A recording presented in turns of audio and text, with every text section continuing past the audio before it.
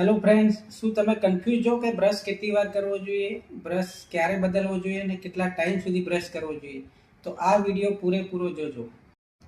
તો પહેલાં આપણે જોઈશું કે બ્રશ કયા મોશનમાં કરવો જોઈએ. જનરલી આપણે બ્રશ કરતા હોઈએ તો આ રીતે ઘસતા હોઈએ છીએ, પરંતુ એની જગ્યાએ 45 ડિગ્રી રાખીને બે દાંતની વચ્ચે જે જગ્યા છે એને આ રીતે ક્લીન કરવાની હોય છે. અહીંયા પેઢા ઉપર માલિશ કરવાની હોય છે અને ચાવવાની સરફેસ ઉપર બ્રશ કરવાનો હોય છે. હવે સેકન્ડ ટાઈમ કે બ્રશ કેટલા ટાઈમ સુધી કરવો જોઈએ, તો ઘણા આપણે 5 થી 10 મિનિટ સુધી કરતા હોઈએ છીએ, પણ એકચ્યુઅલીમાં 2 મિનિટથી વધારે બ્રશ ના કરવો જોઈએ, નહીં તો દાંતનું ઉપરનું જે લેયર હોય એ ઘસાઈ જાય છે. હવે કેટલા ટાઈમ બ્રશ કરવો જોઈએ? જનરલી આપણે સવારે બ્રશ કરતા હોઈએ છીએ, પણ રાતનો બ્રશ પણ એટલો જ જરૂરી છે, કારણ કે રાત્રે આપણે જમી લઈએ પછી જમવાનું બધું ચોંટેલું જે રહેતું હોય એ આખી રાત દાંતમાં સડો કરે છે. એટલે સવારે અને રાત્રે 2 ટાઈમ જરૂરથી બ્રશ કરવો જોઈએ.